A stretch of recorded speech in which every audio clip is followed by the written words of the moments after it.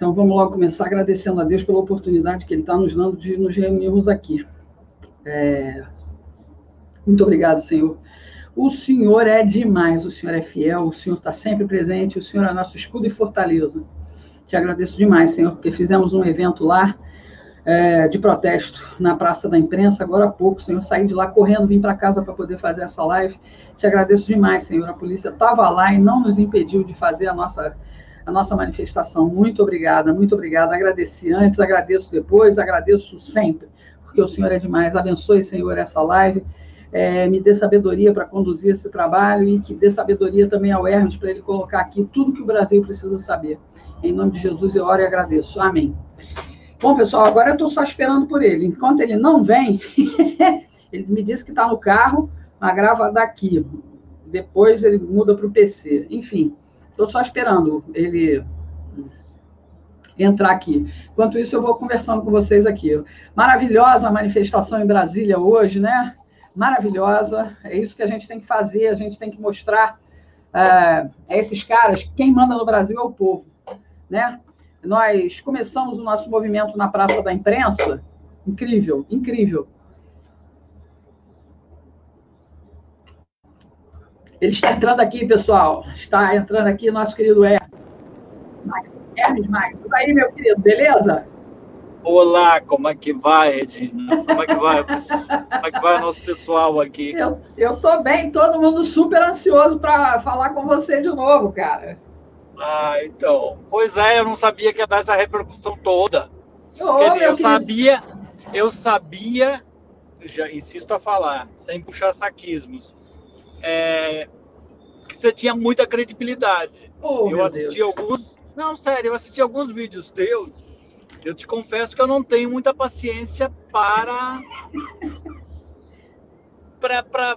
ver determinadas coisas. Mas tem algumas pessoas muito especiais na internet, né, que eu, volta e meia, eu paro e assisto, porque dá gosto, e você é uma dessas pessoas. Então...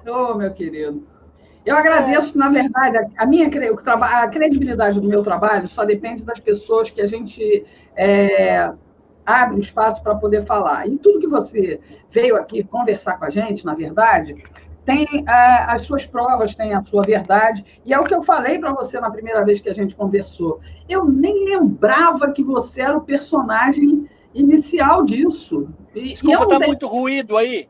Tá muito barulho aí? Tá não. Tá bom, porque daqui a pouco eu vou estacionar, daí a gente fala melhor. Tá, e conforme eu falei para você, eu nem lembrava, cara. Para mim, os astros dessa operação eram até o José Janene, os doleiros, os políticos que acabaram aparecendo na lista da Odebrecht e o Nove Dedos, né? E a sua gangue do PT. E agora eu nem lembrava. E quando veio aquela vídeo desabafo, e eu consegui falar com você imediatamente se dispôs a conversar com a gente. Você conversou, você falou que 2 horas praticamente, né? E as pessoas pararam para te ouvir. A credibilidade que eu faço no meu trabalho é exatamente isso que a gente está fazendo aqui. Você poder falar. É claro que às vezes eu falo um pouquinho também, mas... Quando é importante, é claro que o entrevistado vai falar mais do que eu. Então, olha, não, realmente foi muito importante. 2 pontinhos para esclarecer, porque tem gente me falando, olha, você está instigando as pessoas a começar a fazer denúncias. Sim. Ué, isso é ruim? Isso não é ruim, desde que todo mundo tenha consciência e tenha provas. Ninguém pode sair... Exatamente. Ninguém pode sair contando histórias. Né? E eu acho que deve. O Estado tem que ser eviscerado. Sabe? O Estado tem que ser eviscerado para que não fique nada. Se a justiça não funciona, vamos mostrar... Não fica pedra sobre pedra. É isso que tem que acontecer. Se a justiça não funciona, vamos lá. Eu quero ver desde o senhorzinho lá que teve sua terra grilada até... contar o que está acontecendo, porque isso precisa, porque esses caras se escondem na caneta. Verdade. Esses caras se escondem atrás da caneta, então tem que mostrar, dizer, olha, o fulano no processo com ele eu perdi por isso, por isso, por isso. Mostra lá, qualquer especialista vai entrar, vai ver o processo, vai ver que tem chuncho, que tem problema. Mas o que eu estou querendo dizer... impressionante, né? O que eu estou querendo dizer é que é o seguinte, estou incitando o povo a cobrar seus direitos? Sim, embasado com provas. Não estou incitando ninguém a sair ofendendo ninguém, porque contra-argumentos, se você tem argumentos, você não precisa baixar. Não, e você não precisa baixar o nível se você tem argumentos, sabe? Senão fica aquela coisa que as pessoas mascaram um pouco a credibilidade. Então, eu acho que o povo precisa ir à frente.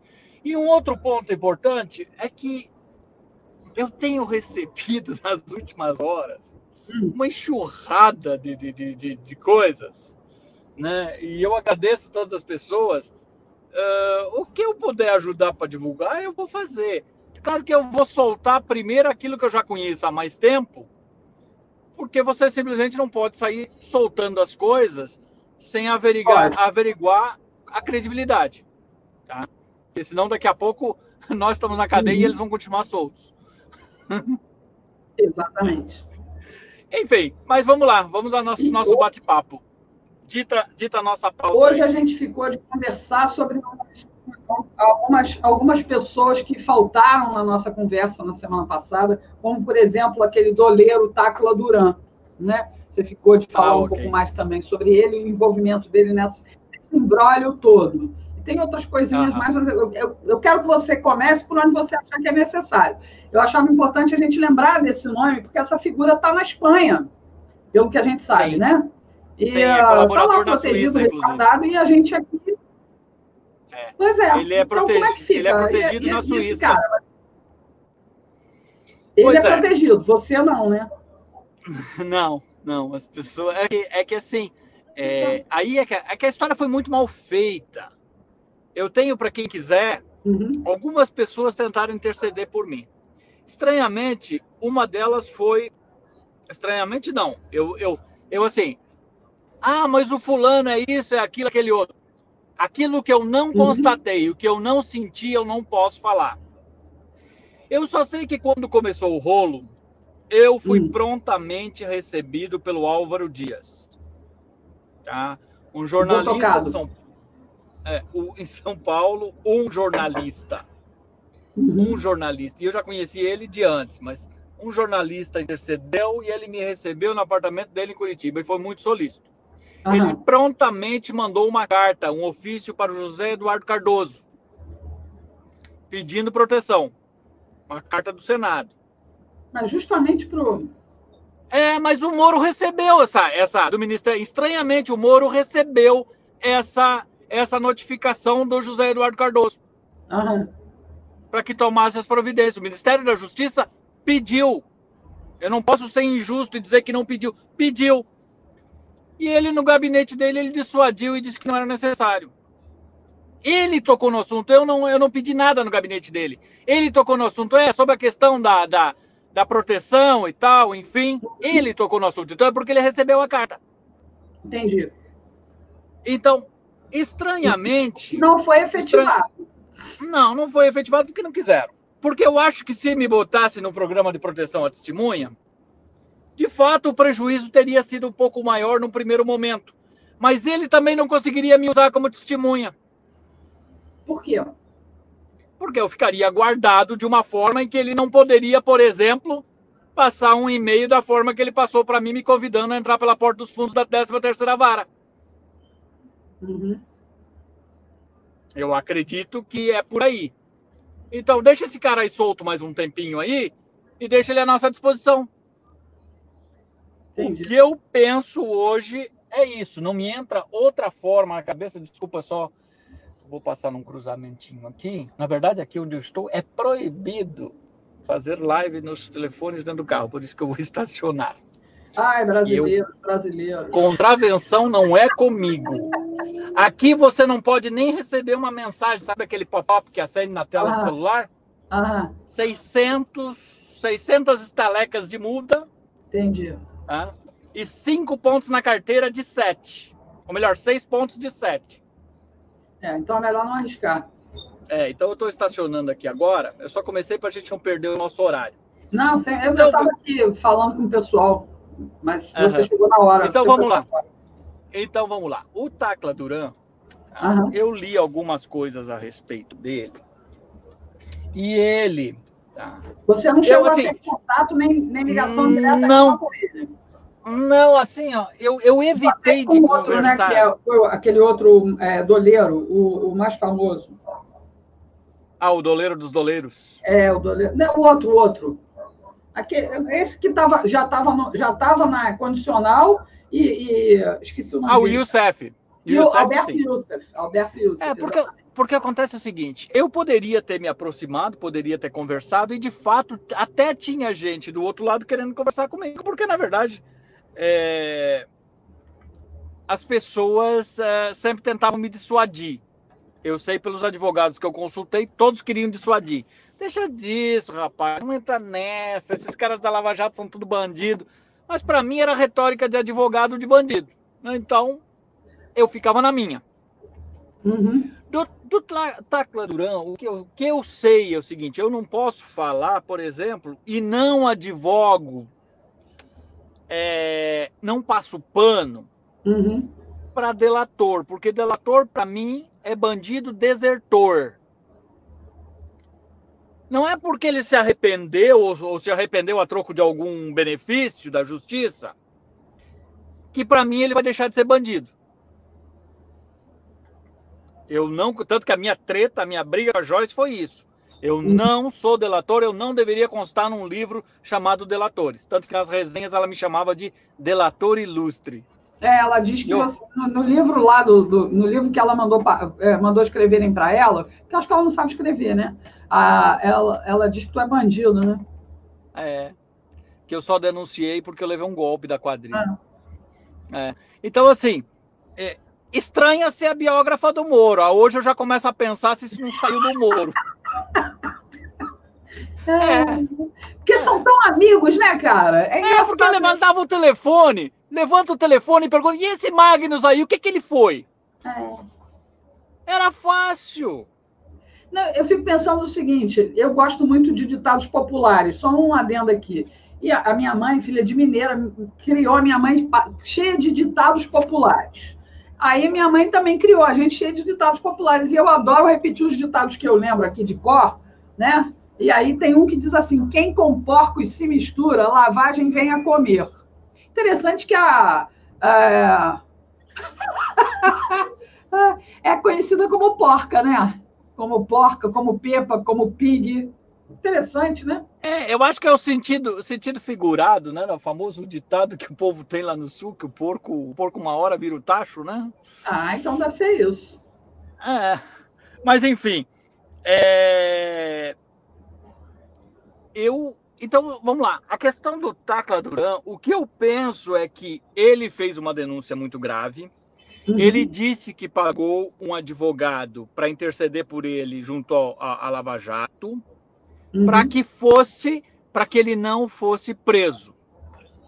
Uma espécie de HC pago. Só que ele começou a pagar e a Interpol pegou ele. E ele ficou 70 dias em cana. Aí ele parou de pagar. Ele disse, opa, esse povo não é sério. Eu pago e eles mandam me prender. Estranhamente, depois que ele parou de pagar, soltaram ele. A Interpol levantou o pedido de prisão. O que você vai pensar disso? É esquisito, né? Por que ele deixou de ser procurado depois que ele abriu a boca?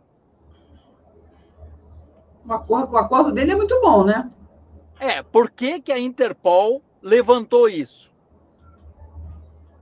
Uma vez criminoso, sempre criminoso, até que haja um julgamento e até que defina as coisas. Mas se ele tinha mandado de prisão, por que levantaram o mandado de prisão? Coincidentemente, bate com a alegação dele.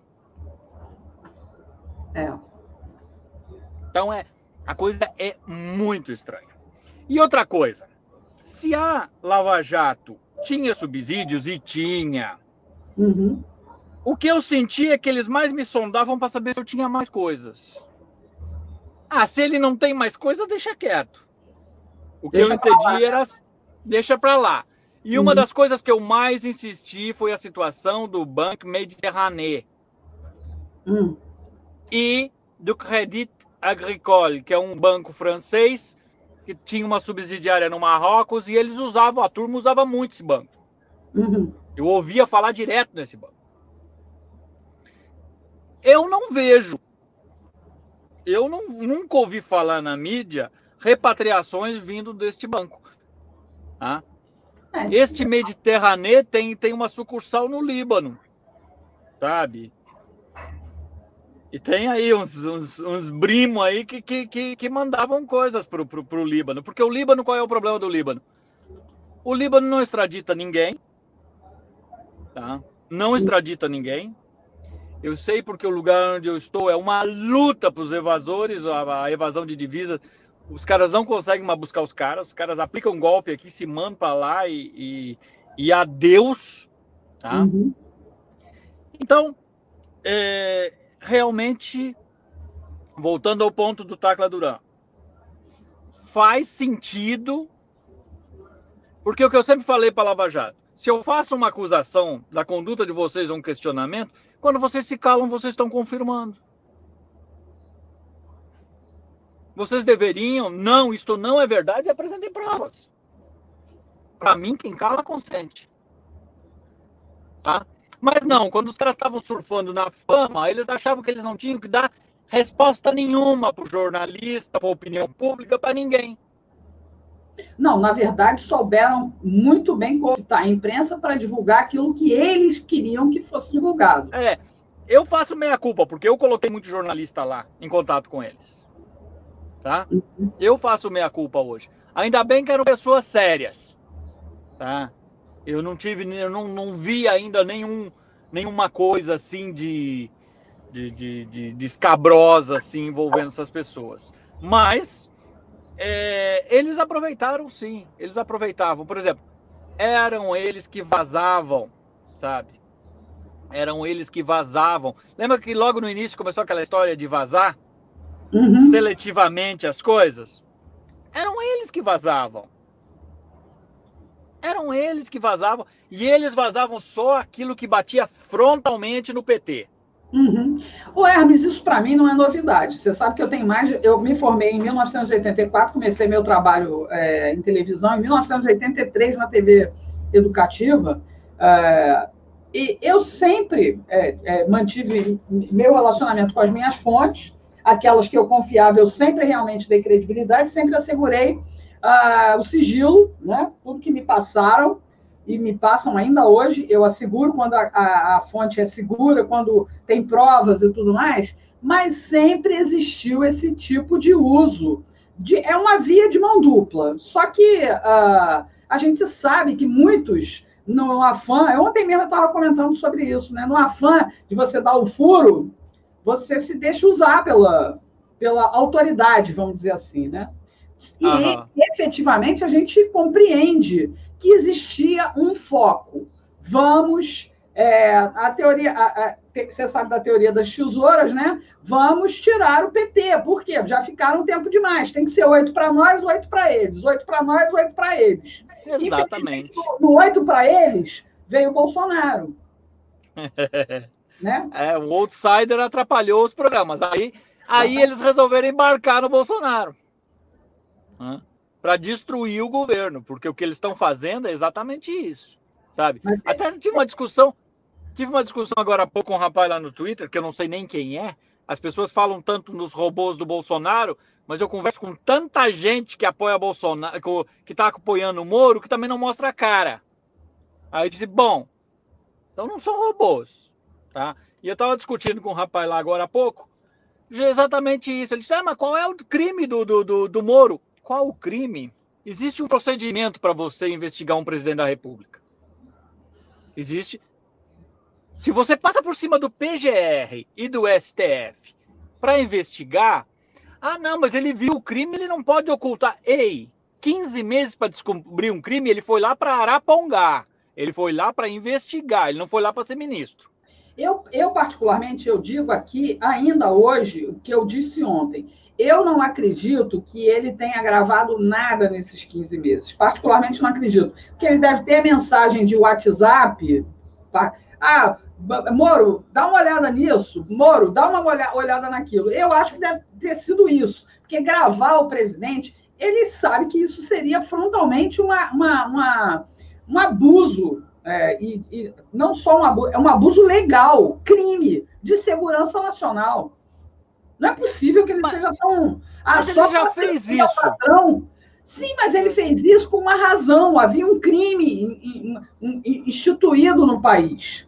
Mas o Bolsonaro não cometeu crime nenhum. O crime que ele cometeu, na verdade, foi ser eleito. Deixa eu só agradecer a Elisa Cisne, ela comentando aqui. Regina, você não acha que a próxima investida desses que querem a qualquer preço derrubar o presidente não será derrubar as mídias sociais, principalmente se o PR fizer mesmo o que falou hoje, de que já chegou no limite, nos calar dessa forma? Sim, Elisa, é por isso que nós estamos aqui fazendo isso, usando a nossa prerrogativa de ter uma internet livre ainda. Por isso o Hermes vai falar aqui o que ele quiser falar, sem censura, sem cortes. Por isso que nós precisamos ir para as ruas, como eu fui agora de tarde, para dizer que não vão nos calar, entendeu? O Hermes só está vivo porque ele pegou o dinheiro que ele tinha e foi embora do país e conseguiu asilo político em outro país. Ele está resguardado em outro país. Se ele sair desse país onde ele está e se atrever a voltar para a terra natal dele, ele não sabe quanto tempo ele vai ficar vivo. Porque ele tentou fazer uma coisa honesta. As pessoas se enfiaram na empresa dele, usaram a empresa dele para fazer lavagem de dinheiro. Quando ele se deu conta disso, ele tentou buscar ajuda, tentou buscar socorro. É como se você estivesse vendo um ladrão pular a casa do seu vizinho e estivesse ligando para o 190. E o 190, já vamos, senhora, fique calma, senhora. E nunca chega. Quando chega, exatamente, te protege, porra. Porque foi isso que aconteceu com ele. Quando a Polícia Federal chegou nele, não o protegeu. Então, ele teve que se resguardar em outro país. É isso que tem que mudar no Brasil. E, para isso mudar, a gente precisa dar total apoio ao presidente. Valeu, Elisa. Obrigada. Desculpa aí, Hermes. Não, mas foi interessantíssimo você ter falado isso. E o exemplo foi perfeito, porque foi exatamente isso. Foi exatamente isso. A atemporalidade da ação me destruiu. Porque uma coisa que eu denuncio em 2008, 2009, aconteceu em 2014, para fins políticos, eu já tinha recomeçado, eu já não queria nem... Quando eu vi o Youssef sendo preso na TV, eu lembrei dele vagamente, mas eu disse, opa, mas eu conheço. E aí é que eu lembrei do juiz, mas aquilo tudo já era passado, eu já tinha enxugado as lágrimas, já era outra história. Uhum. E aí aterriza essa história toda. E aí do tipo, ajuda aqui, dá as informações e tal, e vai pra lá, te vira. Mas como assim te vira? Vocês destruíram a minha vida e te vira? Isso é efeito colateral, a gente não pode fazer nada. Teve um procurador que não me disse, a gente não tem culpa do senhor ter feito negócio com bandido. E aí eu tive que falar e falo até hoje. Eu não tive culpa de terem feito um negócio mal feito com bandido no Banestado, o cara restar solto para aprontar comigo anos depois. É impressionante, né? Simples assim. Mas vamos lá. Para encerrar essa história do Tacla Duran, acho, tá? Não sei se vai acontecer nesta turma, mas eu para mim hoje, esta turminha da Lava Jato, Deltan e Panelinha, tinham que ser afastados, o PGR tinha que nomear uma nova turma e essa turma estabelecer um programa de colaboração sério com a Suíça, não essa coisa de clube de Luluzinha para lá e para cá, sério com a Espanha e ouvir o Tacla Duran. Esses casos mal resolvidos, primeiro que agride a honra do Ministério Público. O que o Tacla Duran falou é muito sério, isso tem que vir à tona, acabou. Sabe? Quer dizer, você fez uma acusação grave, você tem provas, vamos lá. E mandar uma equipe lá ouvir esse cara. Primeira coisa, para encerrar o assunto. Outra coisa, Por que eu falo? Eu não tinha absolutamente... Embora eu achava muita galhofa desses caras da Lava Jato, mas até então eu tolerava. Agora, esses dias, depois da nossa live... Tá? Aí, ó, já ganhou para hoje, Hermes. Marlene, o povo quer, Hermes, você quer ficou mais bonito do Brasil. Quero me deixar com vergonha aqui, quero me deixar envermelhado. Quero te deixar tranquilo. Então, vamos lá. Obrigado. Olha, depois da nossa live, veio porrada. Você recebeu ameaça? Eu tinha um... Foi pior, para mim foi pior que ameaça, né? Ameaça, pelo menos, a gente... Quando o cara me ameaça, eu rebato ironicamente, né? Sabe? Só que fizeram diferente. Eu tinha uma denúncia na Procuradoria da República, no CNMP, contra a Lava Jato pela negligência. Porque eles dizem que não puderam apurar as supostas... Olha de novo. Tá bom, querendo, obrigado. Tô querendo elevar o teu moral, cara, para você se sentir querido. Obrigado. Respeitado. Você é o herói da Lava Jato, é o que disse o Guilherme Neves aqui. Eu estou aqui só para encher a tua moral. Então, vamos lá, obrigado. Mas olha só, eu recebi uma carta-resposta, acordaram, né, de uma subprocuradora em Brasília, respondendo que o Deltan e um outro procurador, que eu não tenho o nome dele aqui, e um outro procurador que usou, ou melhor, tenho aqui sim, tá aqui. Vamos ver quem foi que respondeu. Que foi o Deltan Dallagnol. Qual é o nome da criatura aqui? Bom, enfim, que a Força Tarefa respondeu. E elencaram aqui o que foi que eu fiz, papapá.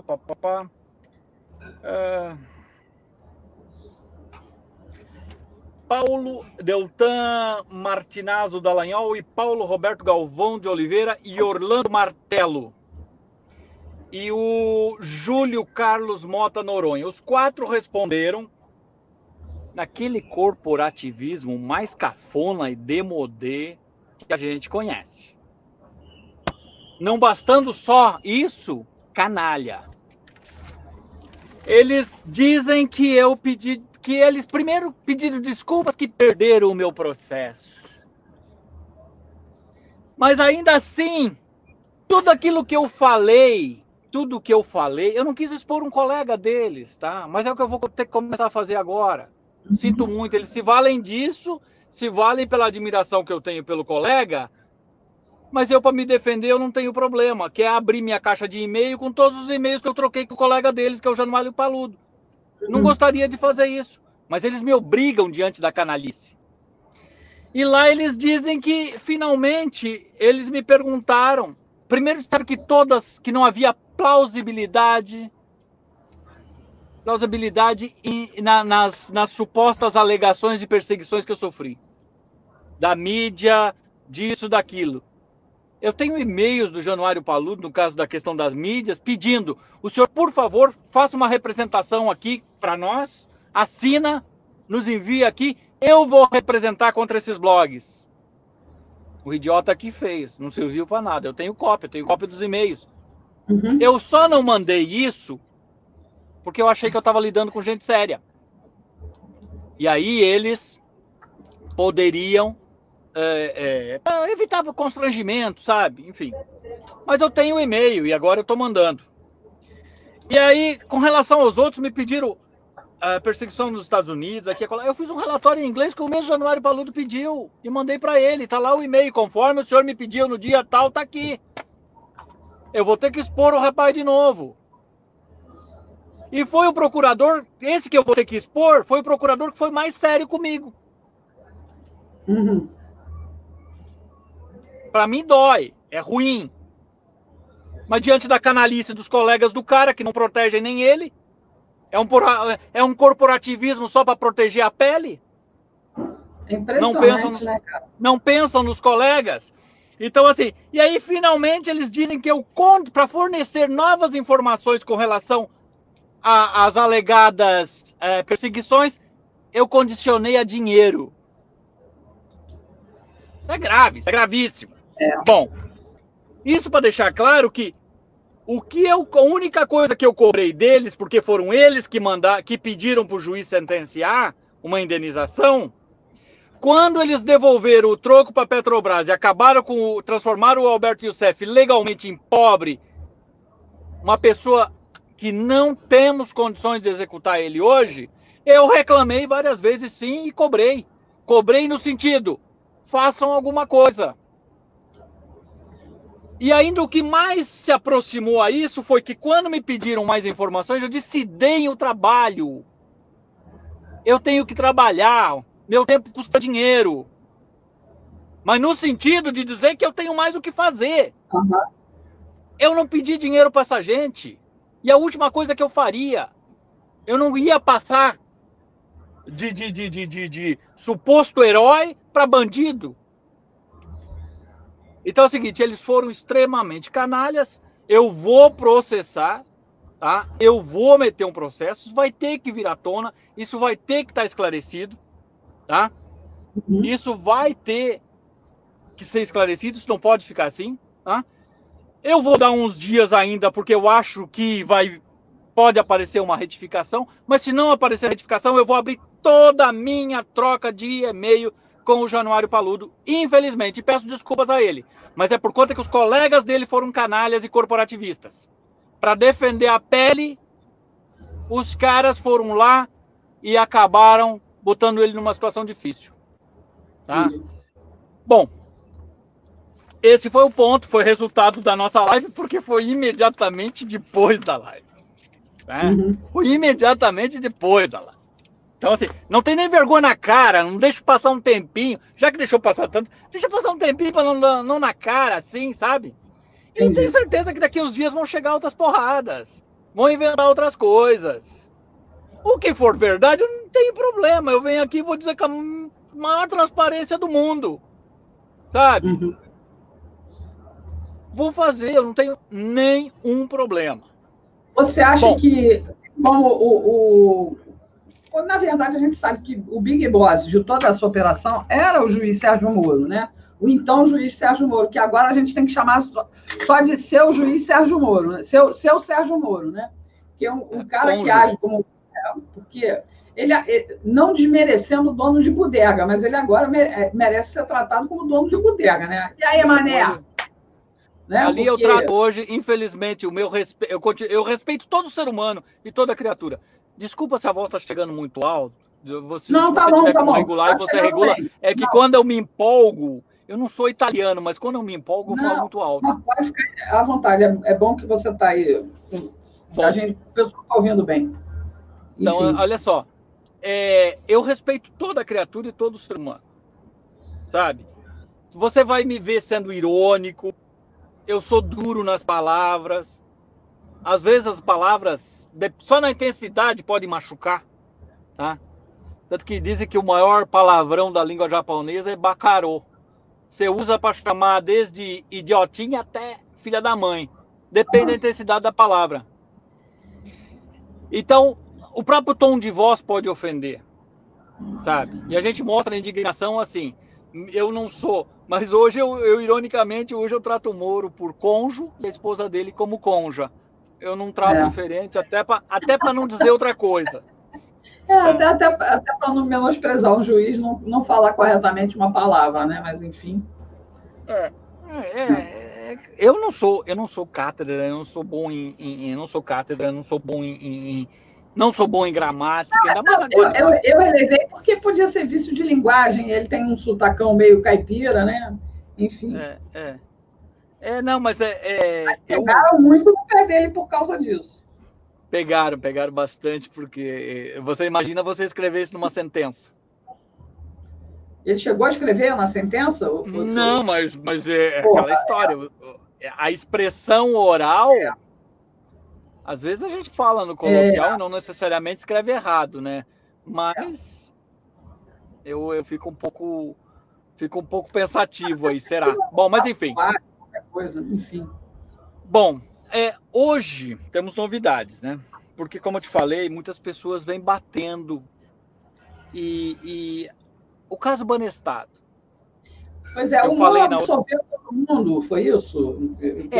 No caso Banestado, todo mundo saiu barato da história. O que saiu mais barato foi o Alberto Youssef, que entrou num acordo de delação, entregou todos os concorrentes e continuou operando. É emblemática a história do Banestado, porque alguns desses procuradores viajaram a Nova York. As informações sobre as contas CC, todos tinham as informações sobre a CC5. E a CC5 falavam de políticos. Mesma coisa, político. Tinha até uma conta lá que era Tucano. O nome da conta era Tucano. Segundo o delegado... Cara, tem tanta certeza de impunidade, né? Tem tanta certeza de impunidade. Não, deixaram, porque o delegado que investigou isso, ele conseguiu, na época, por causa desse furo. Era uma conta dentro da outra, era tudo encaixado e tal, mas essa deixaram, tava lá Tucano, sabe? Bom, o que aconteceu, eu já falei da outra vez, mas agora a gente vai aprofundar um pouquinho mais. O Banestado, ele foi literalmente falido, um rombo lá da ordem de 100 bilhões que os paranaenses, coitados, pagaram. Ah, mas eu não paguei. Pagou no teu ICMS, pagaram. Não sabe o grau de imposto que a gente tem. Não tem noção, é tanto imposto. A carga é tão grande que a pessoa se perde. Acho que não pagaram? Pagaram. Isso foi muito suor do paranaense, pagaram essa conta. Aí, para fechar o banco, eles, faliu, e aí aquela história, né? Um banco estatal, vão privatizar. E aí venderam para um outro banco, que descarregou num banco americano.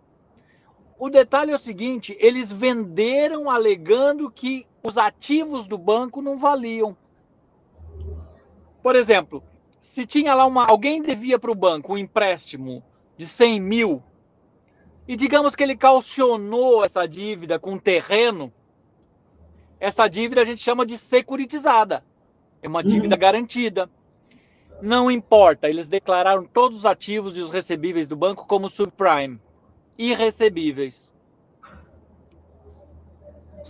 Diante da receita, eles compraram uma massa falida com um banco sem muito valor. Pagaram o troco de banana e tal. Com o intuito de quê? Esse banco foi descarregado num banco americano, o banco americano foi lá e fechou essa agência de Nova York.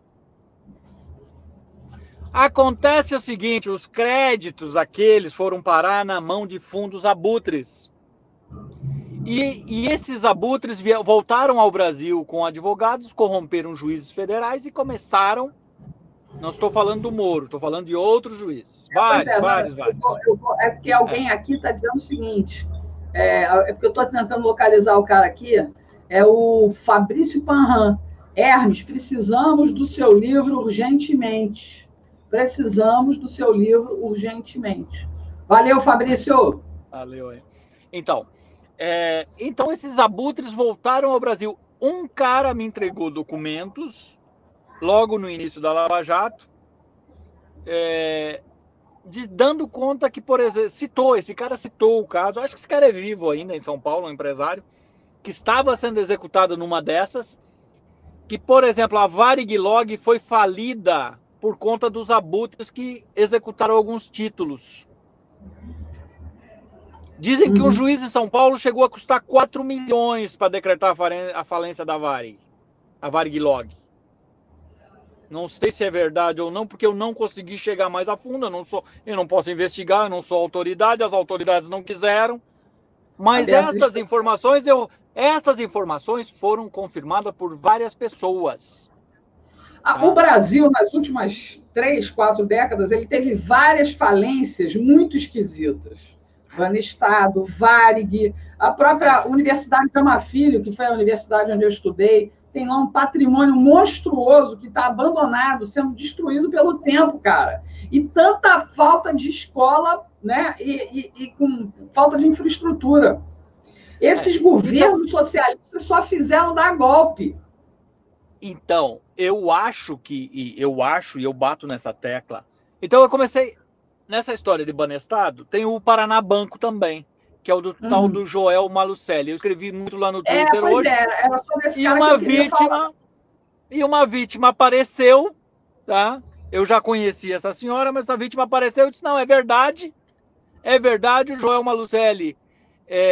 Eu pedi explicações junto ao Banco Central, eu estou com um processo, estão para fazer busca e apreensão na casa dele, inclusive, ele está com tornozeleira eletrônica que ganhou do seu Sérgio Moro, vai ir para casa mais cedo, porque ele era o operador do Beto Richa. E de fato, o que aconteceu no Paraná Banco é que pegaram as ações dela e venderam, deram um cabo nas ações dela, falsificaram a assinatura ou qualquer coisa desse tipo, e ninguém foi punido. E o cara com um precedente desse ainda é agraciado com uma tornozeleira eletrônica. Olha, até para lembrar o pessoal que está pedindo aqui informações do que era o escândalo do Banestado. Era um caso de denúncia de remessas ilegais de divisas através do sistema financeiro. Ia para o exterior. Isso lá pela década de 90, ok, pessoal? Ocorreu uma investigação federal, instalação, até uma CPI, em 2003. Pelo esquema, por esse esquema aí do Banestado, bilhões de reais foram enviados lá para os Estados Unidos. Dos 520 milhões de reais que foram desviados para os Estados Unidos, vamos mandar dinheiro para lá. As autoridades americanas só devolveram 17 milhões de dólares para o Brasil. Muito dinheiro nosso vai lá para fora, através de falcatrua, né? E esse é apenas um deles. Daqui a pouco eu cito um exemplo aqui de um banco em que o dono se recusou a ter prejuízo. Vai, Hermes, desculpa aí. O Banestado, não, o Banestado, a questão do Banestado, eu acho que ela deve ser eviscerada, a gente tem que trazer isso mesmo. No tal do Dário Messer, o doleiro dos doleiros, the big boss dos doleiros, chefe do Youssef, chefe do Tacla Duran, é o Dário Messer, que estava no Uruguai, né? Aquela coisa toda. E é protegido aí de um cara aí, que eu esqueci o nome. Mas fala desse... Olha que interessante. No Banestado, quem quiser procura aí, tem muito material na internet. Ontem mesmo eu recebi muitos links, muitos vídeos antigos, tá, do YouTube. Tem links aí que são mal explorados, mas vamos lá, vamos começar a buscar isso. E procurem mais, procurem sobre o Banco Araucária, Unibanco. Unibanco, quando fundiu com o Itaú, ele vem no vácuo dessa história do Banestado. Tem uma família de políticos poderosos de Santa Catarina que acabaram saindo de cena como se tivessem se aposentado da política. Foi logo após essa história da CC5, tá? Logo após esse escândalo. Então, a gente precisa fazer uma limpezinha no armário da história, puxar essa história, porque é o seguinte, vocês lá no Banestado, vocês vão encontrar alguns dos mesmos procuradores da Lava Jato, um réu em comum, que é Alberto Youssef, e o mesmo juiz. E, de novo, o escândalo político que tem Tucano dentro. Não é muita coincidência que o clube se reúne de tempos em tempos para salvar a pele da tucanada? Coincidência, inclusive, que toda essa turma estivesse no mesmo Ministério da Justiça durante a gestão do doutor Sérgio Moro. Interessante. Só o pessoal que estava na turma do Paraná era importante e trabalhava direitinho. Aí eu vou responder de novo a Elisa Cisne aqui. Um esquema tão sujo que é capaz de forjarem algum plano perfeito para denegrir a imagem do presidente. Não adianta, Elisa. O plano Acme, eles compram um novo toda semana. E hoje, em Brasília, a gente já viu, não vai dar certo. O que eles têm medo, efetivamente, até para não interromper muito o Hermes, porque o Hermes tem muito mais coisa do que eu para falar, simplesmente o seguinte, pessoal. A gente entender que o presidente quer botar alguém na Polícia Federal Alguém que realmente esteja envolvido em investigações, que vá lá escarafunchar, como disse o Hermes, isso é preciso abrir as vísceras do Brasil. Então, a começar por quem mandou matar Bolsonaro, ok, Elisa? Então, se o presidente conseguir colocar lá gente que realmente seja limpa, né, em termos de envolvimentos políticos à parte, porque a gente sabe que tem uma banda que torce pelos vermelhos, tem outra parte que torce pelos azuis, que também são vermelhos, mas são azuis, se vestem de azul para disfarçar, que é a turma do Aécio Neves, né? E a outra é a turma do Lula. O cachaceiro.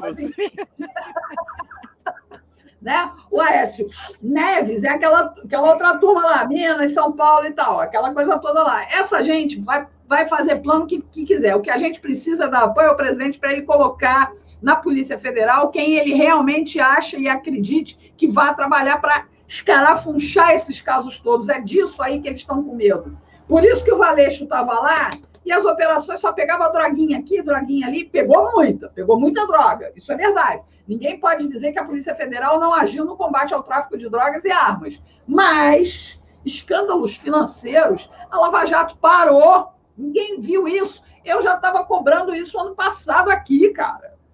Que nem, por que parou? Prendeu o Lula, murchou tudo. Pois é, pô. Aí o Lula fica lá mais de 500 dias preso, fica no rehab dele, ele se recupera, sai de lá magrinho, fininho, porque parou de beber cachaça, né? Agora já voltou tudo de novo. Mas, né? Ficou lá no spa dele, agora tá tudo aí. E esse cara vem para dizer que quer fazer ação política dentro da Polícia Federal. Quem fez foi ele. Ele, né? E a gente precisa pressionar para que a justiça seja feita. Vai, Hermes, desculpa aí de novo, então, te interromper. É importante cobrar. É importante que... mas já prescreveu. Quando querem, nada prescreve. É verdade. E aparece sempre um crime mais adiante aqui, que se você for puxando, né, o novelo, sempre tem um crime sendo cometido atualmente. Sempre. Exatamente. Eu vou só relembrar uma coisa rapidinha para ver se você tem alguma coisa a dizer. Não sei se você lembra do Banco Pan-Americano, do Silvio Santos. O Silvio Santos sempre foi um cara considerado íntegro, sempre foi pagador de impostos, sempre recebeu o salário da empresa dele. Ele se coloca lá, ele tem carteira assinada no SBT, ele recebe salário do SBT, ele é o dono, mas ele faz questão de cumprir a lei tudo direitinho. Tanto que sempre investigavam ele na questão da Receita, não pegavam nada. Só que o pessoal do PT encontrou gente que estava disposta a vender a sua alma no banco e começou a fazer lavagem de dinheiro pelo Banco Pan-Americano. Quando o Silvio Santos viu, estava envolvido no imbróglio. E aí chegou teve um parente, um sobrinho, uma coisa assim que se vendeu. Exatamente. E ele foi lá em Brasília e falou com o Lula. As pessoas não lembram dessas coisas. E falou com o Lula, olha, resolve esse probleminha, porque senão eu vou botar tudo para fora. Aí, no instante, a Caixa Econômica comprou o Banco Pan-Americano. Eu lembro. Você lembra disso? Mas as pessoas esquecem essas coisas. Eu lembro. Foi no mensalão. Eu lembro. Para o Silvio Santos foi um golpe. Pois é. Foi um duro golpe. Ele sofreu um golpe. Mas ele falou, no meu patrimônio da minha família ninguém mexe. Se vocês não resolverem essa questão, eu vou destruir o governo do PT. Aí resolveram. E nunca ninguém ligou os fatos que um lobo solitário sequestrou, entrou na casa dele. Lembra desse episódio? A filha dele. Levou a Patrícia, se não me engano. Interessante, não? Foi a época mais traumática da vida do Silvio Santos. E aí, os crimes continuam acontecendo. O que o brasileiro precisa entender não é teoria da conspiração, não, pessoal. A gente não é doido, não. Existe uma camada social que é criminosa. E essa camada social composta por criminosos, psicopatas, né? São políticos. Políticos que vocês mantêm no poder. Por isso que vem aquela necessidade que eu venho falando, que é consciência política não se terceiriza, pelo amor de Deus. Você bota o seu empregado lá. Você elege o seu o seu síndico, o síndico do seu prédio. Mas ele não é dono do prédio. Verdade. Não, a gente vota, vai para casa. Bom, agora daqui 4 anos eu volto aqui. Não é carta branca, não é carta branca. É cobrar. As pessoas precisam começar a entender isso. É cobrar, é dizer, poxa, por que esse mês você gastou mais? Que Audi é esse que você anda alugando aí? Que apareceu umas notas da Prefeitura de São Paulo. Por que você precisa de um Audi que só a taxa de administração passa de 10 mil? Não é nem o aluguel, é a taxa de administração. Por que você precisa de um carro desse, moça? Essas coisas precisam. E não é só fazer meme na internet. Pois é. É pegar e juntar um grupinho, ir na delegacia e dizer, eu quero representar alguma coisa, o que eu faço? Ou no Ministério Público, contra essa senhora. O promotor por que não vão até o Ministério Público? Pode ser que o Ministério Público, e normalmente não faz nada, mas vai no promotor toda semana, na quarta, quinta semana, no mês, se não aconteceu, começa a gritar, eu denunciei pro promotor tal e ele não quer fazer nada. Exato. Tá prevaricando. Quando o promotor vê... Pessoal, mensagens todas registradas, e aí você vai e expõe esses caras, porque eles, mesmo concursados, são nossos funcionários. O Ministério Público é público, ok? É servidor público. Então, quando o procurador não está trabalhando, desculpa a palavra, bota a bunda do sujeito na janela para levar tapa. Exatamente. O brasileiro precisa aprender a ser cidadão, cara. Aqui onde eu estou é assim, qualquer lugar do mundo que é mais minimamente organizado, eles não brincam mais. E os países que brincaram muito, o funcionalismo foi reduzido a quase zero, virou e-government. Tá? É verdade, Tudo pela internet você resolve. Não tem... A burocracia nos países comunistas do leste europeu era tamanha, era tanta gente emperrando a máquina que países que nasceram no leste europeu, renasceram das cinzas depois do comunismo, hoje são eletrônicos. O povo não quer mais nem ouvir falar de funcionário público para emperrar a máquina. E não precisa representar contra um computador. Você troca o computador. Aí os governos, o custo do Estado com o e-government, o custo vai lá para baixo. E aí o que acontece? O governo passa a ter mais dinheiro para investir em educação, em saúde, em infraestrutura, né? Em segurança. E não conspiram contra o Estado. Exatamente. Porque é a melhor parte. Exatamente. Não fica aquela turminha querendo brigar para ver quem é que vai assumir a prefeitura, quem vai assumir o governo do Estado na próxima eleição, quem vai assumir a presidência, se é a nossa turma ou se é a outra turma. E não pensam na turma que é global, né? Que é o país inteiro. Eu achei um barato, porque eu morei numa cidadezinha nos Estados Unidos, que tinha um canal de TV 24 horas ligado, e você via lá um monte de... uma bancada, um monte de cadeira, uns microfones, e não tinha ninguém naquele canal. Isso é uma corte, é o que tá aí, não tem ninguém. Chegava 8 horas da manhã, chegava aquele border, que eles chamam, aquela turma lá, os gerentes da cidade, e começavam a prestar contas.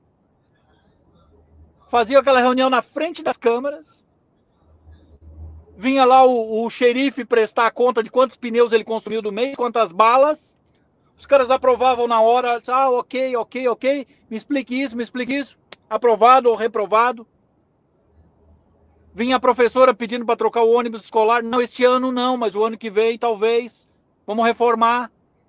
Na frente das câmeras, todo mundo levantava ia embora, e as câmeras naquele canal ficavam lá ligadas. É o Conselho Municipal, né? É a evolução da cidadania, cara. A gente ainda vai levar 500 anos para poder ter isso aqui. Nada de vereador, nada de nada para emperrar a máquina ali. Sabe? Então, assim,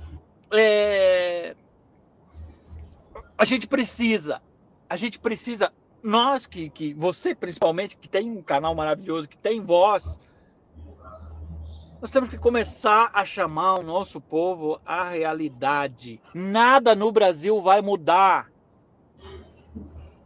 Não vai mudar. Vai precisar.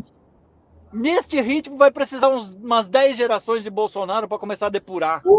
Tá pensando nisso hoje. A Ana Cláudia Frederico está dizendo aqui, está cada vez mais difícil, as escolas aparelhadas, nossos jovens achando que isso tudo é normal, toda a inversão de valores, bandidos soltos e o povo preso. E o pior, as pessoas se submetem a isso, Ana Cláudia.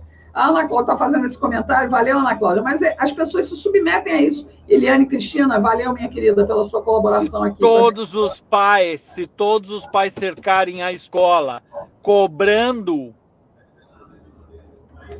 Desculpa, não é violência, não. O que eu digo, para não ser mal interpretado, porque eu escrevi lá no...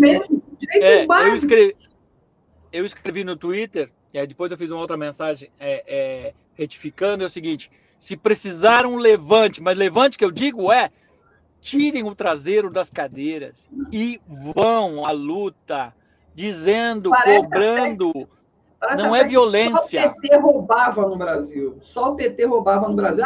Já tiramos o PT do governo central, acabou. Não acabou, não, pessoal. O PT ainda domina aqui no Ceará, ainda domina vários estados aqui no Nordeste, está aí enfronhado em vários estados. O PSDB está aí comandando vários estados. São Paulo, por exemplo, prefeitura, capital e estado estão na mão do PSDB, há trocentos séculos. Vamos até voltar, porque a gente está meio que... se afastando um pouco. Você estava falando... Só para encerrar. Mas só para encerrar ali rapidinho. Desculpa, mas é lá para a gente voltar a falar do Joel lá, do Joel... Claro.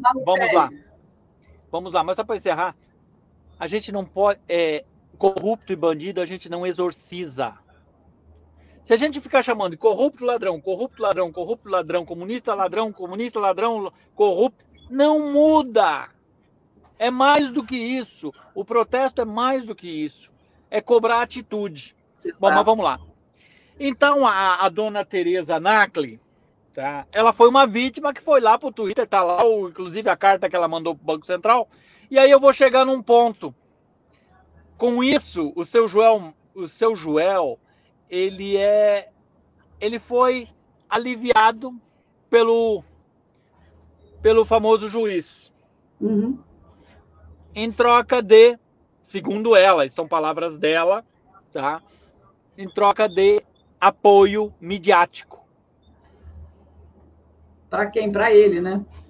E ela diz mais, que alguns dos grupos no Paraná, na época de impeachment, que estavam fazendo oba-oba para Lava Jato, eram financiados por esse cara. Tá? Para botar o juiz na vitrine. Então, trocava, parece que proteção por isso. São palavras dela, tá lá no meu Twitter para quem quiser ver, tá? Uhum. Eu a tenho como uma pessoa muito séria, tá? Está lá no meu Twitter, podem ir lá, são comentários dela, tá? Uhum. Eu não duvido de jeito nenhum, porque os indícios são muitos. Se você pegar o caso do Tacla Duran, a denúncia do Tacla Duran, esta aliviada em cima do Malucelli, do Joel, sabe? Se você começar a olhar e o movimento da Lava Jato, foi, pega Lula, muda, depois o comportamento processual, depois da prisão do Lula, antes de entrar na política, que para mim, aí eu falo o que eu conheço, que foi aquela história de aliviar a filha do Janene, para mim foi um recado para o mundo político, porque essa menina tem um poder de destruição, sim, no mundo político. O pai deixou todo o acervo. Ainda, né? Ela está no Brasil ainda? Eu acredito que sim. E outro ponto chave importante é que um jornalista amigo do Moro, que tem fotos aí na internet, os dois juntos, leva esta menina para o programa Pânico, tá? O programa tá aí na internet, onde ela vai dizer que ela... Imagina, a mulher que é investigada, que é ré, ou réia, como dizia Dilma. A menina era ré, e ela vai elogiar o Moro, dizer que tinha confiança no juiz, que o juiz ia buscar a verdade. O juiz que prendeu o advogado do pai dela, porque gravou ele amando do pai. O pai odiava esse juiz. acho tudo muito estranho. Tá? A Silvana Vettorazzi entrou para ser membro aqui do canal, mas a Marli Silva está dizendo assim, então a Lava Jato era só uma guerra entre gangues? Guerra de bugios. Entendeu, Marli? Entendeu, Marli? Entendeu? Oh, aqui, o Jonatas D'Amico está dizendo assim, Augusto Nunes te segue no Twitter, ele nunca te procurou para te entrevistar? Não, olha, eu conheço o Augusto. O Augusto certamente ele não iria. Eu conversei com ele, ele mandou, ele estava na Veja na noite em que eu fui lá, foi ele que inclusive mandou buscar empadinhas para mim. Eu cheguei lá todo esbaforido, vim no interior de São Paulo para dar aquela entrevista para a Joyce, que a Joyce engavetou na TV Veja, porque ela usava aquela entrevista para dizer, olha, aqui não emplaca, eu preciso mais informações. Se você me der o contato com o Sérgio Moro, ela não tinha contato ainda com o Sérgio Moro, aí é mais fácil de fazer a coisa andar aqui, como se eu fizesse questão da matéria ir para frente, para ficar mais exposto ainda. Mas o Augusto Nunes, eu tenho como um homem muito sério, tá? Eu tenho um cara muito sério, assim como tenho vários jornalistas, eu tenho o maior respeito. O Augusto me segue desde, sei lá, uns 3 anos por aí. Mas olha, tanto que várias vezes eu posso até não concordar com alguma coisa, mas eu conheço ele pessoalmente, conheço alguns outros jornalistas que, bom, as referências são as melhores possíveis. Não, o Augusto Nunes, eu já falei aqui e não canso de repetir. O Augusto Nunes é um bom profissional, mas ele é um cara que ele tem um viés meio centro, eu chamo de vaselina. Entendeu? Às vezes ele bate, às vezes ele assopra, entendeu? Ele é assim. É questão editorial. Mas ele faz o trabalho dele. Enquanto ele estiver vendendo a pena dele para uma empresa, ele tem que seguir a regra do jogo. Eu já trabalhei para a Rede Globo. Eu fazia as minhas reportagens, nunca tive minha reportagem censurada pela Globo. Trabalhei para a TV Bandeirantes, hoje mesmo eu estava usando um microfone que eu tive que comprar, porque o equipamento da Bandeirantes era tão ruim que eu vivia perdendo as matérias. E eu era repórter de rede. Então eu tive que ir lá comprar o meu microfone para trabalhar, para poder, né? Você imagina. E você tem que seguir regras. E ele então, tem o comportamento dele. As pessoas podem até achar, vamos ver lá que o Sandro me segue, eu acho que o Mitre me segue. Eu conheço esses caras. E assim, o Sandro foi o primeiro. O Sandro e o Mitre foram os primeiros na Band que me deram voz. Sabe? Foram os primeiros. Você era mais gordinho, não era? Eu? Não era? Quando você deu uma entrevista. Eu acho que sim. Eu acho que eu estava mais forte. Você era mais forte, Eu acho que você era mais. Porque eu estou relembrando disso, que eu cheguei a ver uma matéria sua pela Bandeirantes, você era mais fortinho. Então, assim, eu tenho um grande respeito por isso que eu insisto sempre. Se tiver que um dia, eu prefiro pensar, claro que aí tem pessoas que dizem, mas o cara não tem caráter. Não, antes de ter caráter, ele não vai, tenho certeza que um cara desse não vai escrever uma mentira. Mas ele tem uma poda editorial violenta. Tem. Você é jornalista, você sabe disso. Eu sei. Meu querido, eu nunca escondi do meu público que em 1989 eu era repórter da TV Bandeirantes e uma produtora no Rio de Janeiro me chamou, me ofereceu 3 vezes o meu salário da Bandeirantes para eu ser repórter do PT. Eu queria viver a experiência de trabalhar numa campanha para poder ter expertise, pedi licença na Bandeirantes, falei assim, esse é o que eles vão me pagar por 2 meses de trabalho, vocês vão bancar, eu não posso perder. Mas Regina, me dá licença sem vencimento, eu vou lá. E foi aí que eu fui lá, eu só fazia reportagem, eu não tinha acesso à linha editorial de nada, não. Eu só ia para a rua para entrevistar as pessoas, mais nada, só fiz isso. Combinaram o salário comigo, mas a gente viu o que acontecia. Foi ali que eu vi, gente, se esse pessoal chegar no poder, Deus me livre e guarde. E aí eu falei assim, eu trabalhei, tive expertise, e ainda tive que fazer chantagem para eles poderem me pagar. Eu disse, olha, eu sou uma repórter de TV, vocês me tiraram de lá por 2 meses e disseram que iam pagar X. Agora estão regateando que vocês vão se queimar comigo, é bom me pagar. Aí me pagaram, e eu fui-me embora de novo para a Bandeirantes e fiquei lá sendo repórter. Entendeu? Mas o que eu vi ali dentro, cara, fiquei de cabelo em pé. Assim, eu tenho, por isso que eu digo, eu conheço o Augusto, acho um cara formidável, eu não me canso de elogiar, eu não tenho medo de elogiar, sabe? Claro que às vezes, quando vem essa força editorial, a gente sente. A gente sente, mas eu não vou, eu deixo passar e tal, enfim. Se ele não te O Brasil... pediu entrevista, você também não foi lá se oferecer, né? Não, nem vou. Se ele quiser entrevistar você, ele sabe o teu contato, não sabe? Da mesma forma que eu te localizei pelo Twitter e pedi, Hermes, quer gravar uma entrevista comigo? Ainda te coloquei à vontade. Se você quiser, a gente grava. Se você quiser, a gente faz live. Não foi isso? E você falou a Jovem Pan, a Jovem Pan, eu acho que me entrevistou uma vez no Jornal da Manhã, há muito tempo atrás. O jornalista não está mais lá, que me entrevistou, não me lembro mais quem era, mas depois eu lembro o nome. Enfim, mas eu tenho um carinho especial por esses jornalistas, eu acho que são guerreiros. Enfim, tem alguns que a gente tem uma afinidade maior, gosta mais, outros menos, mas enfim. Eu sou daquela que você gosta mais. Então, mas voltando ao nosso caso. Então, é o seguinte, então assim, a questão a origem de todo esse núcleo rebelde da justiça, rebelde porque eu digo o seguinte, até vou consertar um pouco daquilo que eu falei, porque tem muita gente contestando, mas Carbonário é revolucionário. Bom, depende de que Carbonário você está falando, antes do regicídio ou depois do regicídio. Porque quem cometeu o regicídio eram os republicanos que não se assumiam revolucionários. Tá? Mas se você olhar esse grupinho que atuou no Banestado, atuou na Lava Jato, né, para mexer ou para tapar besteiras ou para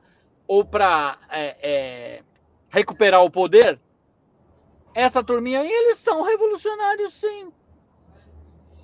Só que eles querem usar... É porque no Brasil a gente sabe que a lei atende às demandas. A lei é criada. Aí eles vão lá e dizem assim, não, mas essa vírgula aqui me permite que eu use dessa forma a favor de tal coisa ou contra tal coisa. É mais ou menos assim que a lei funciona. Aqui não se respeita a letra da lei. O que eu disse ontem, que eu volto e meia digo, no jogo do bicho, está lá escrito no talão. Vale o que está escrito.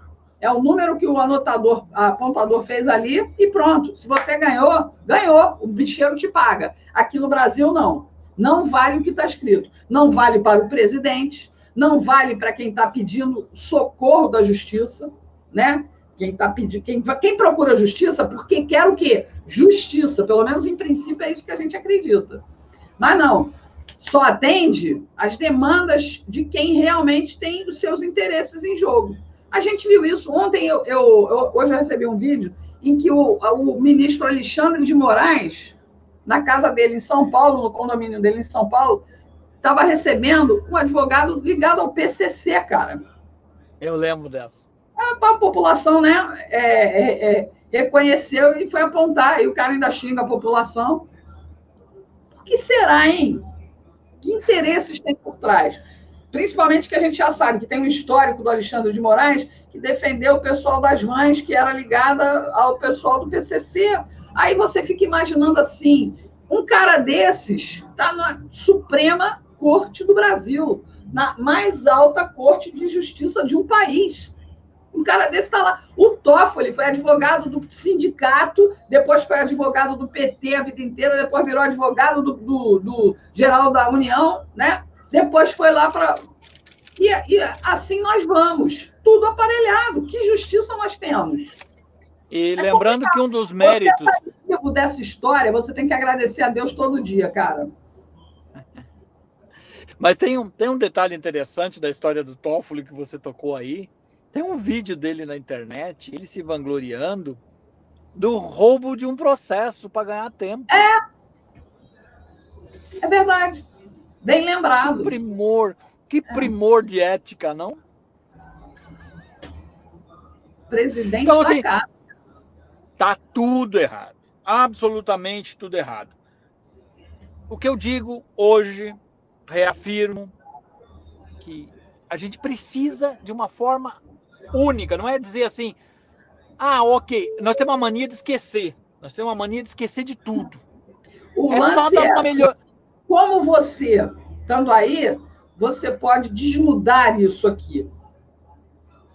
Só através da internet, e até se resguardando aí, para que as pessoas, os criminosos não te localizem. Mas que é muito importante você rasgar a fantasia dessa turma, do Moro, do Deltan e companhia, porque os menos valorizados nessa história aí são os policiais federais, que muitos receberam ordem ali do Ramagem, né?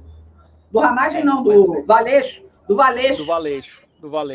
Mas eu vou dizer mais. A nossa lição de casa é transformar isso numa rotina. Cobrar autoridade hoje. Se o sistema, não adianta a gente dizer que o STF não funciona, não adianta dizer que nada funciona e a gente só ficar nessa retórica. Hoje é o seguinte, a gente pega, fez a denúncia para o procurador ou para o delegado, seja lá onde for, se sentir que a autoridade está ridicularizando, vai para a internet e expõe o sujeito, não tenha medo. Enquanto a internet está liberada. Enquanto a internet está liberada. Ok, a gente só vai consertar o sistema mostrando as vísceras disso, senão vai ser paliativo. Isso não adianta, isso não tem outro conserto. Expõe o sujeito, o prevaricador tem que ser exposto ao ridículo. Tá? Todos eles, não tenham medo, não tenham receio. Esses caras da Lava Jato, o que eles pensavam? Não, esse cara vai ganhar 1 milhãozinho de indenização e vai ficar quieto. Ei! Primeiro que eu não denunciei por dinheiro, eu denunciei por justiça. Assim mesmo não pagaram tudo. Para se livrar de qualquer culpa que você foi usado. Para mostrar muito bem que eu não sou bandido. Aí depois, a questão é a seguinte, primeiro fato, não sou bandido. Eu tenho que registrar que eu não sou bandido. Não foi por dinheiro. Mas esses caras ainda achavam, não, esse cara aí tá recomeçando a empresa dele, 1 milhão, ele vai ficar doido de faceiro e não vai nos encher o saco. Ei, se você tá me dando o que é meu, e ainda mal pago, porque não pagaram tudo, você não está me pagando para eu calar a boca, ou para eu não ser crítico deles. É a justiça que está me dando uma indenização. Eu vou continuar sendo crítico, me pagando ou não. É isso que as pessoas precisam ter noção. A minha responsabilidade cívica não custa 1 milhão, nem 10, nem 20, nem 50. Mas a fundação da Lava Jato, que foi sugerida pelo Delanhol, iria gerir até 2,5 bilhões de reais, cara. A troco de quê?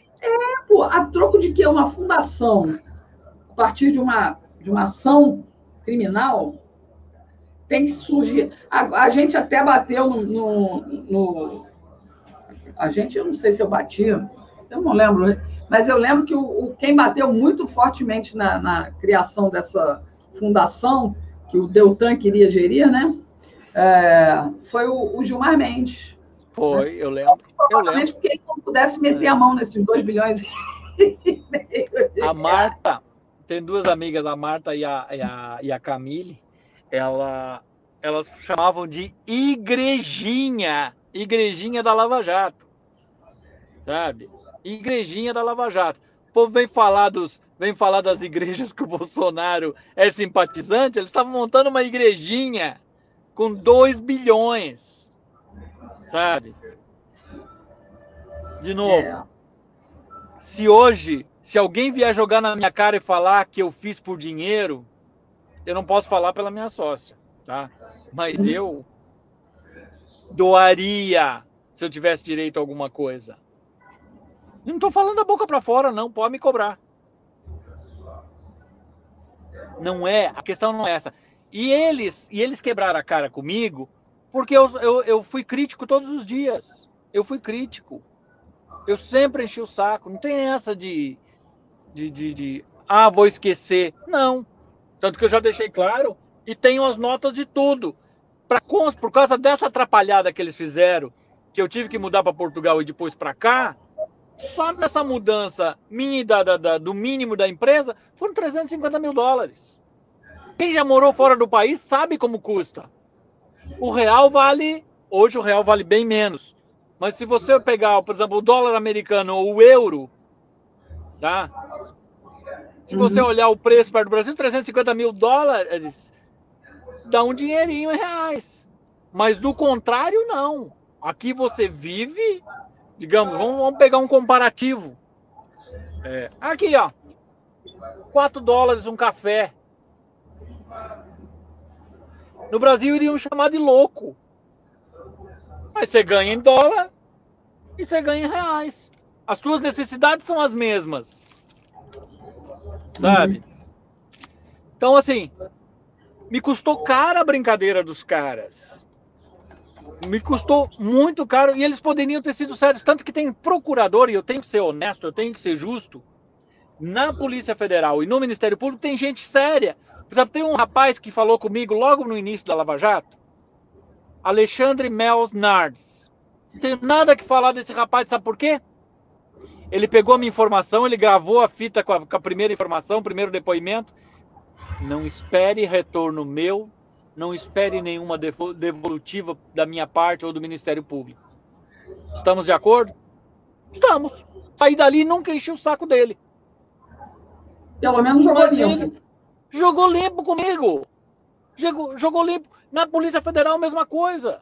Foram respeitosos, me trataram bem, com exceção de um sujeito lá. E eu não tenho o que cobrar destes caras.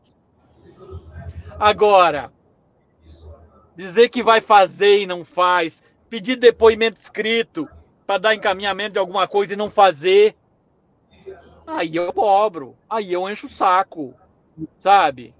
Tá no seu direito. Ser usado, que foi o que o Sérgio Moro fez, ele me usou, me chamou para uma audiência pela porta dos fundos, eu tenho prova, tá lá no meu Twitter, o e-mail dele, me chamou pela porta dos fundos.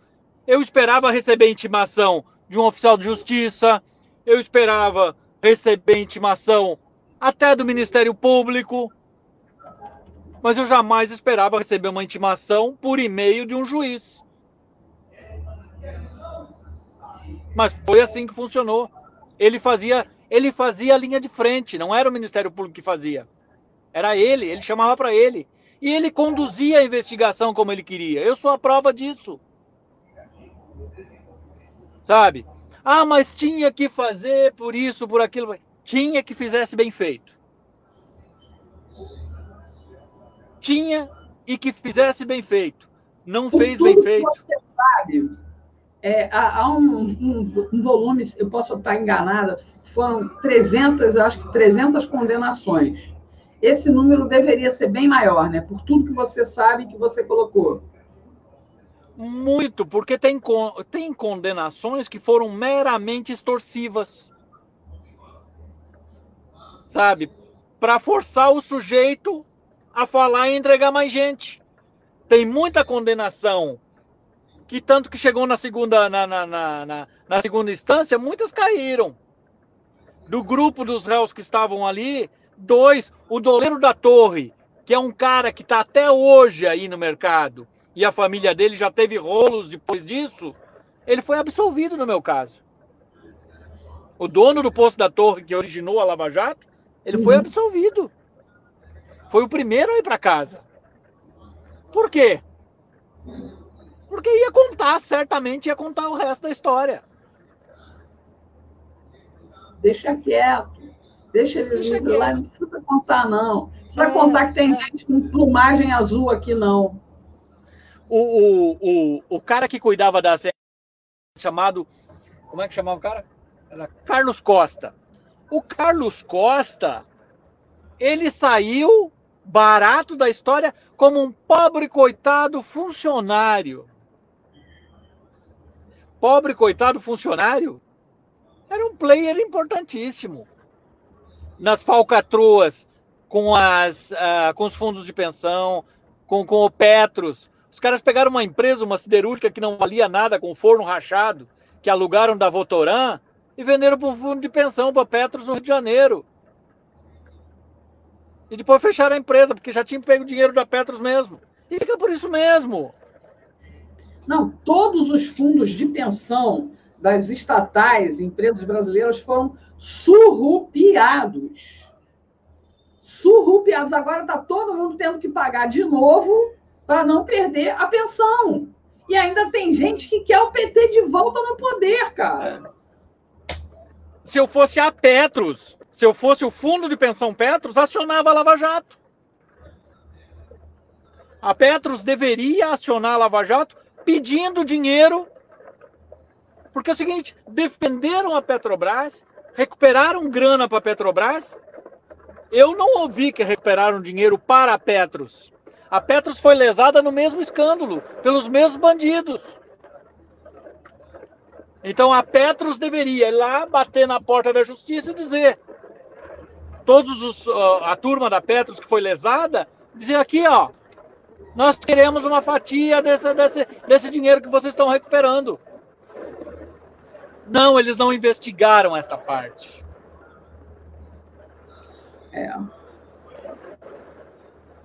Olha o barulho de chuva aí, tá forte.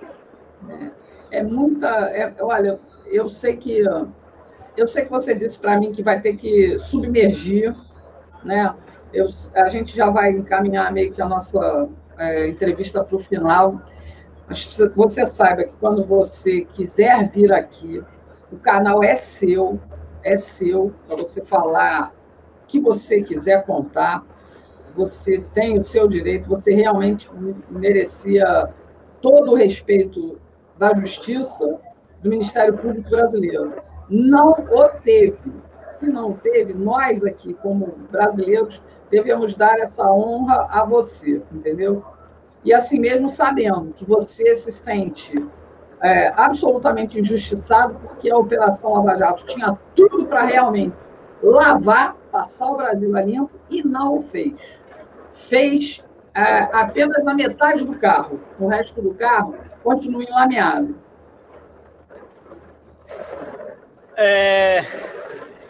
Tem uma... Você está na chuva aí, né? Tá chovendo forte aqui. Eu sempre conto, e no início as pessoas perguntam, mas por que você tem tanto medo? Bom, primeiro que eu tenho medo de dois aspectos. Procurem aí na internet o nome de um juiz do Paraná que morreu em Fazenda Rio Grande. João Clever. João Clever foi um juiz que morreu em casa de acidente doméstico, teria caído da escada e batido com a cabeça. Esse juiz quem era? Esse juiz foi o juiz de aluguel do José Janene quando ele esteve na vara de Londrina. Foi este juiz que ajudou a armar uma milícia para correr a bala sem terras que invadiram terras do Janene. A Polícia Civil prevaricou e ajudou com que a milícia escapasse ilesa. Aí vem aquela história, né? Ah, mas matar sem terra não tem problema. Ei, ele estava numa briga com o governador do estado, que fazia com que a PM não cumprisse as reintegrações de posse nas terras dele.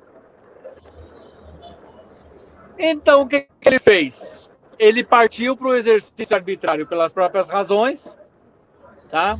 Exatamente, isso aí. Só que até pouco tempo atrás... João Luiz Clever Machado foi encontrado morto na manhã de sábado numa casa no bairro Pioneiros, na Fazenda Rio Grande, região metropolitana de Curitiba. Morava sozinho, morreu ao escorregar e bater com a cabeça na escada durante a madrugada. 42 anos, um cara novo, hein? Ele morava sozinho, como é que constataram que ele escorregou e bateu com a cabeça? Até hoje esse caso não está esclarecido. Ficou por isso mesmo. Esse cara aí foi o cara que prevaricou, procura aí na internet, você vai ver, uma professora que um primo do Giannini arremessou do alto de um prédio em Londrina. Essa história é famosa de uma professora. Ainda há pouco tempo atrás não tinha ido a julgamento, porque esse juiz aí tratou de prevaricar e nunca deixaram esse caso ir para frente. Uhum. Tá? Professora Estela, se não me engano. Tá? Aí as perguntas, por que você tem medo? Como é que eu não vou ter medo? Você pode escorregar da escada, né? E tá toda uma polícia aí para ajudar, sabe? E por que esse juiz morreu? Porque se ele fosse pego, a Polícia Civil estaria em maus lençóis. Porque as armas que armaram as milícias para a turma do Giannini passar fogo no Sem Terra saíram de delegacias. Eram armas apreendidas. Então, aí, de novo, por que você tem medo? Eu tenho medo, não só dos políticos, eu tenho medo do baixo clero também. Da jagunçada que ficou com fominha depois que o Giannini sumiu. E que tem medo, porque esses caras pagam a conta. E a prova... E assim, lembra da Operação Carne Fraca? Uhum. Procura lá um sujeito preso na Carne Fraca chamado José Brasiliano. Não, Roberto Brasiliano. Roberto Brasiliano, que foi preso na Carne Fraca, foi assessor do Giannini. E assessor ou repórter fotográfico do José Bellinati, que era a Unicarne com o Giannini. Ou seja, é um histórico. Então como é que você não vai ter medo? É máfia. A máfia do lixo. Aquela que matou o Celso Daniel. A famosa máfia do lixo, que rolou por Campinas, rolou por São Paulo ali, aquela região toda. Rodou também. Tinha uma empreiteira da família Giannini em Londrina que tinha vínculo com a máfia do lixo. Fica por isso mesmo. A locadora JN Rentacar, que a Lava Jato não quis investigar, que era do irmão de José Giannini.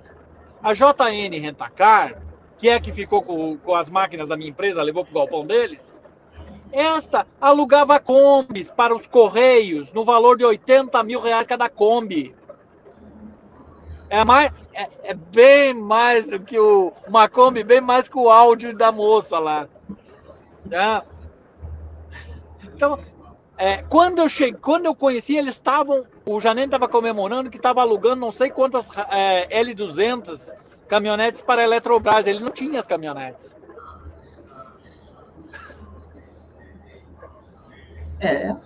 Grande negócio da China. Procurem aí na internet, Giannini esteve na Comissão de Minas e Energia, junto com Dilma. A comissão... A Dilma era especialista em Minas e Energia. Por que ela era especialista em Minas e Energia? Quem é do Rio Grande do Sul vai saber da história do Alceu Colares. Ela foi secretária de... O Alceu Colares, a esposa dele foi secretária de Educação do Estado, a Neuza Canabarro. E a Dilma foi empregada na Prefeitura de Porto Alegre a pedido do marido, do guerrilheiro lá do... como é que é o nome dele? Morreu há pouco tempo atrás, como é que é o nome? Fugiu, daqui a pouco eu lembro. Porque em casa a situação estava um pouco difícil. Com a filha, com a Paula. Essa história que conta a boca pequena em Porto Alegre. E aí ela foi para a Prefeitura de Porto Alegre. Só que lá ela arrumou briga com a Neuza Canabarro. Então criaram lá a Secretaria de Minas e Energia e mandaram ela trabalhar nessa Secretaria de Minas e Energia. Coincidência ou não, José Giannini entrou na Comissão de Minas e Energia e ganhou concessões no setor elétrico, a título de cala-boca. Para quem não lembra, esse aqui, ó, Alceu Colares aqui, ó. Exata, tá aí ela. Alceu Colares e Dilma. Depois da falência de uma loja de 1,99, depois da falência de uma loja de 99, ela foi trabalhar com ele ali. Aqui. Então, exatamente isso. E aí, interessante que Janine ganhou uma concessão e ele estava, quando eu conheci ele estava para montar uma termoelétrica dele, acho que Cachoeira do Sul, eu não lembro direito qual era a cidade. Tinham lançado até a pedra fundamental. Para quê? Não era para fazer a termoelétrica. Cara, o vender de informações é um negócio impressionante. Não, mas isso é uma história que deveria ser investigada no Brasil inteiro. Isso era para vender energia elétrica no mercado futuro, para entregar daqui 30 anos. Não precisava ter a termoelétrica, precisava ter a placa fundamental. E eu não sei se não venderam energia para entregar daqui a 30 anos, que ninguém mais vai estar vivo. Vamos vender terreno na Lua, né? É mais ou menos assim, né? O mercado futuro, quando me fala em mercado futuro de energia elétrica do tempo da Dilma, me dá arrepios. Quantos megawatts venderam como o vento da Dilma que nunca vão ser entregues? A Dilma é especialista em energia porque estocava vento. Mas essa ideia maravilhosa veio deles de vender não sei quantos megawatts no mercado futuro. Mas mercado futuro, que eu diria, é para daqui 6 meses, daqui 1 ano. Não, tinha contratos, acredite, 10 anos, 15 anos, 20 anos, 30 anos. Isso tudo a Lava Jato tinha obrigação. E Lava Jato, que eu digo, é o seguinte... É um sistema de investigação que você pode dar o nome que você quiser, mas permanente e com rodízio. Uhum. Não uma panelinha que quer só a autopromoção. Eles se encastelaram ali e acaba ficando um trabalho viciado, cara. Tem procurador competente, tem policial competente em todo o Brasil. É um desprestígio, é um desrespeito aos policiais. A Polícia Federal está aí até hoje brigando por um plano de carreira para desconcentrar o poder de algumas células. Porque o agente, aquele que carrega piano, é esquecido. Sabe? Então, de novo, pessoal, eu posso ficar aqui contando horas e horas e horas dessas historinhas. Isso que aconteceu comigo só acontece porque eu era, como 99%, de só votar e... Quando eu recebi essa porrada, esse choque, e fui me inteirar o que era a política do Brasil, já era tarde demais. E aí eu fiquei falando sozinho e as pessoas me tinham por louco. Eu recolhia propina nos frigoríficos. Exatamente isso. Exatamente isso. Então, assim... Você vê, o pessoal já vai buscando. Você vai falando, o pessoal já vai buscando na internet. Eu tenho amigos, tá? Eu tenho amigos que ficaram sem falar comigo porque já acharam, não, o Magno está enlouquecendo, porque ele conta cada história. Ele conta cada história. Esse cara tá louco, é um baita de um mentiroso. Sabe? Assim, a desonestidade intelectual que eu vi na questão da Joyce, eu vi na questão do Moro, porque o Moro, vocês podem ver, eu já postei várias vezes na internet, tem lá no meu Twitter. Hoje ainda postei um recorte lá ontem para cutucar o Deltan Dallagnol. Ele afirma em segredo de justiça quem eu sou, mas nunca publicamente falou quem eu sou.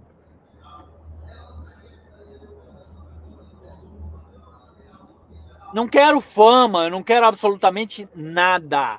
Mas se não me deu proteção, tem alguma coisa estranha. É simplesmente virar as costas e sair a passo como ele fez? Pode. Como ele fez para a menina lá, para Zambelli? Não pode.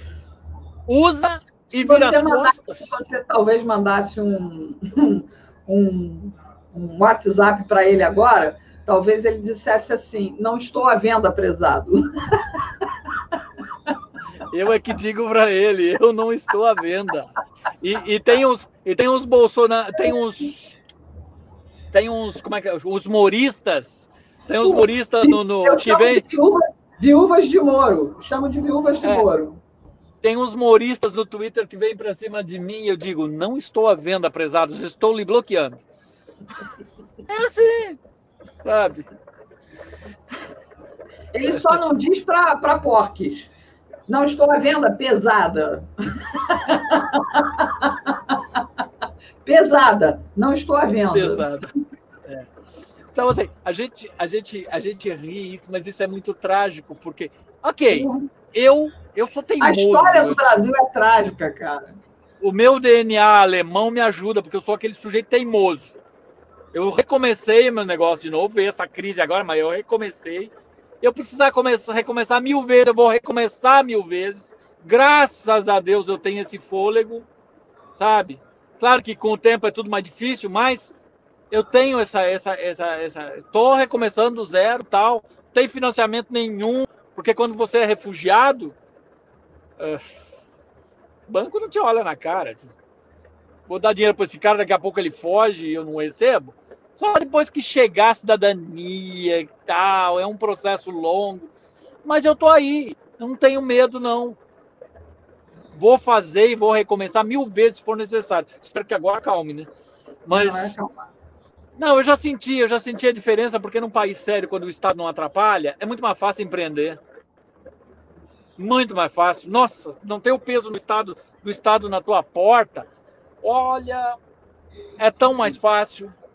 Né? A gente aqui só pode desejar a você toda a sorte do mundo, né? Só. É o máximo que a gente pode fazer aqui. Não, mas eu vou passar por essa, como já passei outras vezes, mas assim, mas muita gente diz, o que você tem a ganhar queimar o Moro? Eu não estou queimando o Moro, eu estou escancarando o que aconteceu, tá? Eu já paguei a conta mesmo, sabe?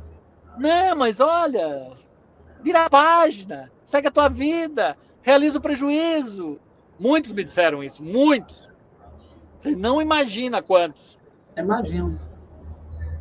Eu disse, não, eu vou falar uma última vez, por isso que eu falei essa história de sair de cena, eu vou falar, vou deixar as provas todas guardadinhas e vou sair a passo. Me coloca à disposição, tem pessoas dizendo aí, mas você vai se colocar à disposição do STF? Eu me coloco à disposição de qualquer instituição, e eu acho que o Brasil vai ter que ser reconstruído com essas instituições aí. Todas vão ter que tomar vergonha na cara. Que eu escrevi esses dias também. É esse presidente que nós temos. É esta Constituição errada que nós temos. E nós vamos ter que tomar vergonha na cara para mudar isso. Meu trabalho é em função disso. Eu vou viver em função disso, cara. Então, assim, senão daqui a pouco a gente vai ter uma eleição por semana para os arrependidos. Ei, Estado nenhum no mundo suporta isso. Não tem como. É impossível. Impossível. Primeiro que sai do nosso bolso. Não sabe quanto é que custa uma eleição, mesmo com urna eletrônica? É uma fortuna. É uma fortuna, isso não é assim, não. Então, não dá. O Brasil precisa ter um projeto de longo prazo. Não, e essas duas conversas que tivemos aqui, pelo menos começa a reverberar. A primeira entrevista que a gente fez aqui com você, que eu fiz aqui com você, já tem mais de 200 mil visualizações. Certamente essa aqui seguirá o mesmo caminho. Eu não tenho nem como te agradecer, isso ainda dá mais visibilidade ao nosso trabalho aqui, porque a minha proposta é fazer realmente, dentro das minhas limitações, né, fazer um jornalismo que não esconda nada e que as pessoas efetivamente abram os olhos para o país, para o comportamento que tem que ter com o país, né? E a quantidade de mensagens, uma mais carinhosa que a outra. Olha, são poucos os casos que alguém vem tentar chovalhar, que vem tentar, sabe, pouquíssimos casos. A maioria são tudo de mensagem de gente do bem, dando força, parabenizando. Eu não consigo responder a todo mundo. Se eu pudesse, eu responderia a todo mundo. Mas eu tento personalizar cada mensagem, mas eu não consigo, senão eu vou ficar dias e dias e dias respondendo. Mas estejam todos vocês, eu agradeço a todos, considerem-se abraçados, O Dorne está dizendo aqui, muito obrigado a este cara. Dorne da Silva está dizendo aqui. Nós só podemos te agradecer realmente, porque o Sérgio, a gente já conversou sobre isso na outra semana, a gente já está encerrando a nossa live, porque eu vou ter daqui a pouco uma outra. Hoje eu ainda tenho mais 2 lives, né?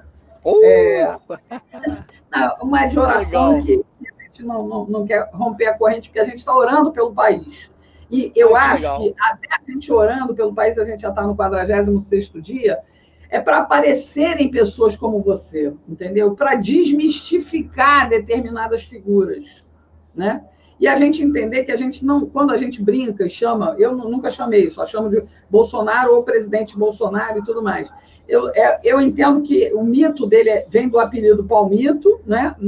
Eu não mitifico a figura, reitero que sou brasileira acima de qualquer coisa, mas estou completamente em apoio a ele, porque ele tem um propósito de fazer essa limpeza que você prega. E em nenhum momento desses 15 meses em que o outro lá esteve no Planalto, se identificou um só caso de corrupção. Um só caso. Nenhum ministro foi demitido por corrupção. Foi demitido porque falavam que não devia nas fontes, mas por corrupção, né? Não tem. E nem pelo dedo podre do presidente em dizer, faça isso ou faça aquilo. Não tem, não vai aparecer. Por isso que eu digo, gravação efetivamente não tem. O máximo que deve ter é uma piada que eu inventei ontem, que eu até postei hoje no Twitter, foi Moro, fala que nem homem, rapá. Aí lá vem, presidente, eu não posso, a Rosângela apertou as minhas bolas. E ela mandou eu sair correndo do seu ministério, porque senão ela arranca as minhas bolas.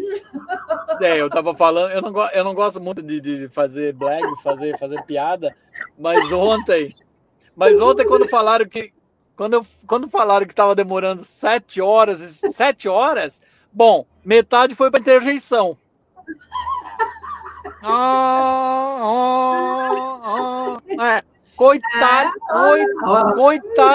Coitado do escrivão. Ai, meu Deus do céu. Quero Conexões do Ceará, nem que seja uma vereda. Não sei o que é mais de Maranguape aqui. Valeu, mais. Obrigado. Mas não estava lá. Olha, meu querido Hermes, você já tem em mim uma amiga fraterna. Você sabe que qualquer coisa que te aconteça aí, que você precise gritar, você tem aqui à sua disposição o nosso canal. É seu, de boa, na hora que você quiser entrar. Te agradeço demais, porque a gente tinha combinado às 4h, mas eu fui convocada para ir para a praça de novo, fomos lá. Te agradeço demais você ter vindo aqui, falado mais e mais e mais, e deixar o rei nu. Foi isso que você fez. A gente aqui só pode te agradecer, porque você tirou a toga e deixou o homem nu, né? E ele e outros. Né? E a gente tem que entender. Fizeram um grande trabalho pelo país? Ninguém nega, mas podiam ter feito mais. E não foi esse o propósito deles. O propósito deles era fazer uma limpeza na metade do carro. Na outra metade, eles deixaram todo enlameado. Eu espero que essa figura de linguagem tenha cabido aí na cabeça de vocês.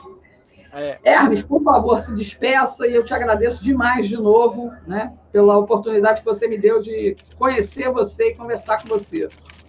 Regina, brigadão, eu que agradeço demais a oportunidade. E obrigado aí aos nossos internautas que estão aí. E acabei... pena que eu não sou, assim, uma pessoa de o pessoal está pedindo para falar do teu Twitter. Qual é o teu Twitter? Que eu anoto aqui e coloco aqui.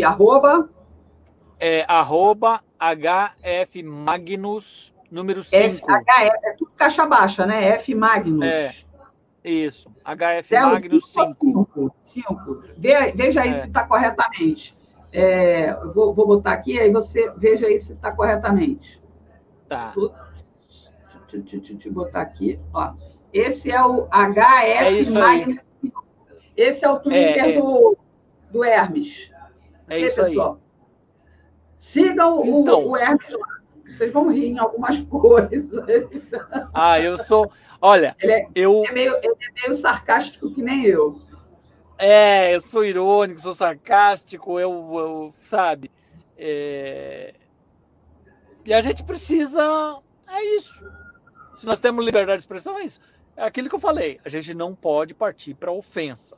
A gente tem, tendo fato, tendo elemento, escancara. Bota a boca no trombone. E vai desde o buraco na rua, vai desde o asfalto para inglês ver, todas aquelas maracutaias de lugar pequeno que a gente sabe que existe, bota a boca no trombone. Só assim a gente vai mudar o Brasil. Tá bom? Mil beijos para você, que Deus te abençoe, que tua empresa vá de vento em popa e te recupere pelo menos, se não tudo, pelo menos parte daquilo que você já perdeu e que você um dia possa vir ao Brasil e ser recebido com o devido respeito que merece, cara. De verdade, eu só posso te agradecer. Obrigadão, Regina. Obrigadão a todo mundo aí que nos assistiu. Falou tudo que você queria? Nem me atiça, porque senão a gente só vai sair amanhã e você não vai perder a tua reza. Você sabe que a hora que você quiser, esse canal é seu. Se quiser ter um programa aqui semanal, conversa com o Magnus, é seu. Tá bom. Valeu, obrigadão. Abração para todo mundo. Obrigado a todos que estão nos assistindo. Abração, beijo grande. Tchau. Beijo, tchau. Esse Twitter aí, lembrem-se, é o Twitter do Magnus, Hermes Magnus. Vamos dar uma retaguarda para ele lá no Twitter, né? Porque ele também precisa estar sendo visto. Por mais que ele agora tenha que submergir, porque está recebendo algumas ameaças, ele precisa estar vivo nas nossas redes, sabe? Para que ninguém não abuse e não vá lá e não cometa um mal contra ele. Além, é claro, se a gente puder colocar o nome do Hermes Magnus nas nossas orações, pedindo a Deus que o abençoe e o proteja.